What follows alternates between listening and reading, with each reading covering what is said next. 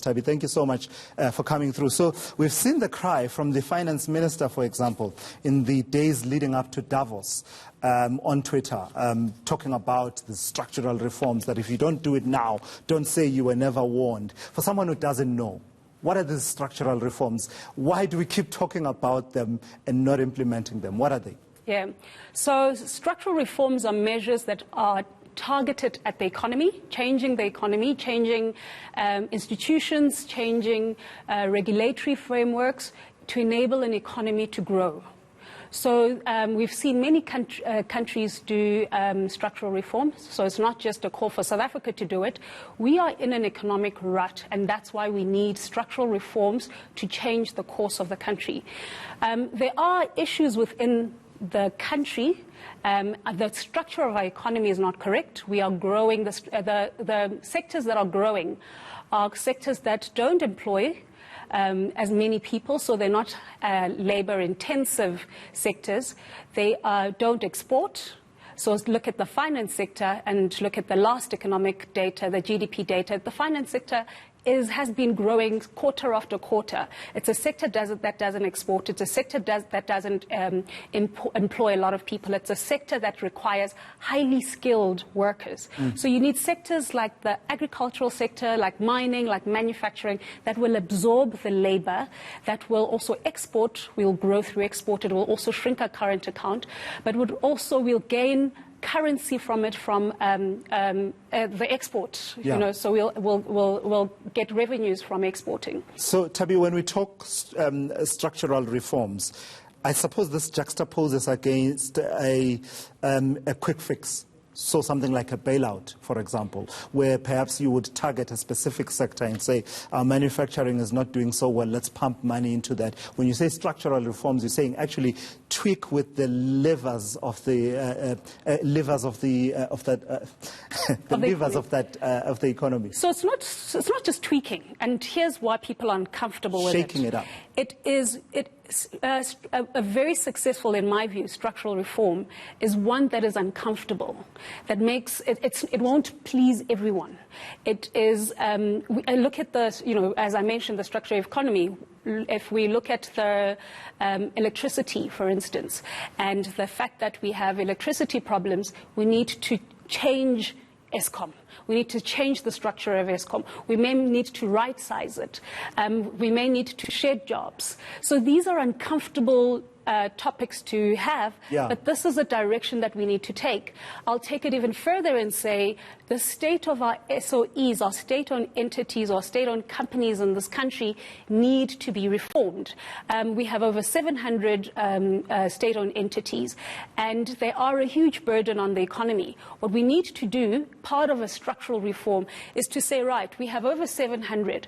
By June 2020, we'll have 500. And here's the plan. We're going to take those that are non-core, and we're going to identify which ones should be sold, outright sold to the private sector, which ones can be listed, which ones can the government go into partnership with, and then also have a date so everyone understands the timeline on when a certain sector is going to go into market.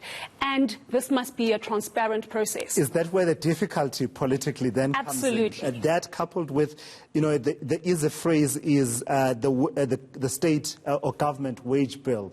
Here we're talking about, retrenching and basically avoiding new hires, for example, within the public sector, which, by the way, there seems to have been, for quite a period of time, an unofficial moratorium on hiring for certain sectors within the public sector. That's where the difficulty comes in. Absolutely. But there's solutions to it, and we're not talking about solutions. We're basically very focused on the problems, and that you're going to right-sizing means that you need to shed jobs, and you'll have X amount of people in the who are unemployed. That is true. But there's a solution. You can talk to your partner on the business side and say, look, we have to right-size all our state-owned entities. The state-owned entities are costing the the economy, the fiscus, and the banks' money, who have been extending loans to these SOEs. What can we do on the corporate side? How can you absorb this labor? How can you train this labor? How can we also, and then government here plays a role in terms of identifying new markets, supporting and incentivizing those who want to start their own companies and form, companies that would form part of the small and medium-sized enterprises. So there's a way of actually supporting, and we're not talking about that. We're just so focused on the job losses, but we're talking about actually how we can absorb the losses on the other side, from the private sector, and also support and incentivize those who, and encourage those who should start their own last businesses. question on this aspect, Thabi. Looking at the Ramaphosa administration, they've been talking this language of structural reforms. But I mean, you see a finance minister, someone that you think is at the steering wheel, calling for structural reforms to be done. Who's supposed to do them? And do they have the political will and gumption to actually do these structural reforms, no matter how unpopular they become?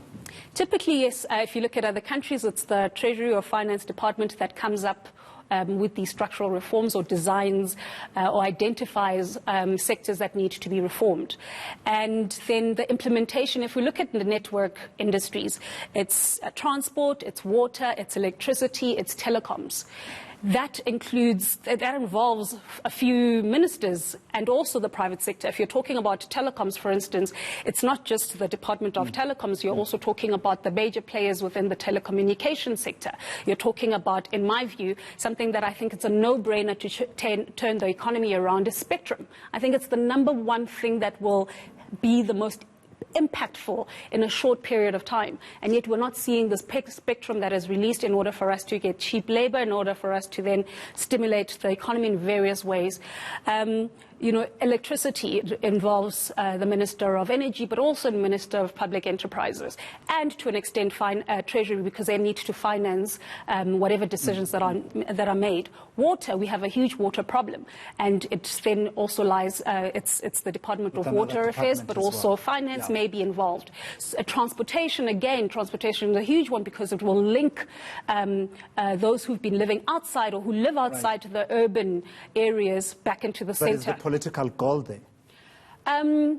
It has to be there. I think we've gotten to the point where the talking is, we're tired of talking. We just need to move to a direction where we have identified the problems. We just need to solve them.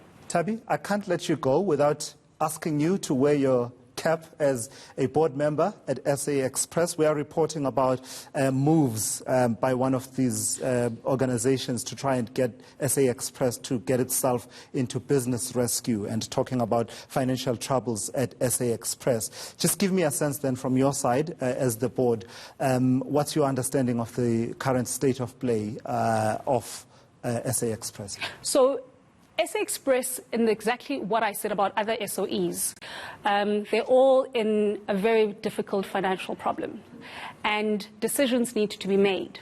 Are we going to sell them? Are we going to merge? Are we going to list them? And so I wouldn't necessarily speak about it outside of the plan that needs to take place, and that plan is absent.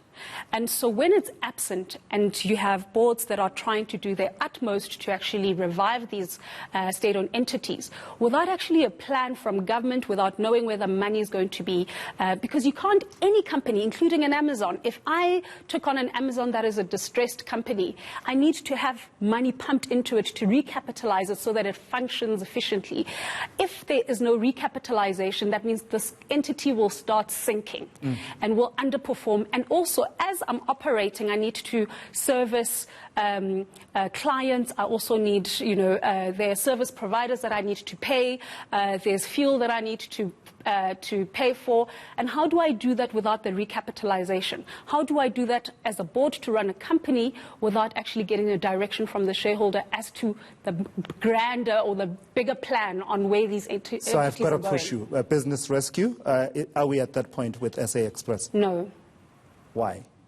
Why not? Because we're not at that point. Okay, you've got to give me more. We're not at that point of business rescue, but the board is working very hard towards the sustaining and actually growing that entity. Can it be rescued? Can it be turned around?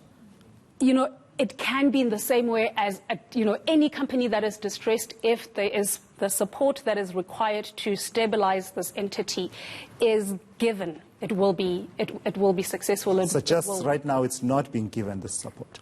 It's not suggested. We were talking about the lack of policy direction or the lack of reforms, and it falls under that realm. I think the whole economy falls under that realm without the clear direction on what we're doing with state-owned entities, what we're doing with the economy, what we're doing with telecom sector. All of it falls within that realm. Thabi, thank you so much for coming through. I've really pushed this interview way beyond the bounds, and the team is very unhappy. But I mean, having you sitting there as a board member at SA Express, one of the many SOEs that we are focusing on, I really could not let you go. I know, put me in a very difficult position. Thank you so much for indulging me. That's Thabi Leoka there. We've been talking about structural reforms, but also towards the end of that conversation, talking about the goings-on at SA Express.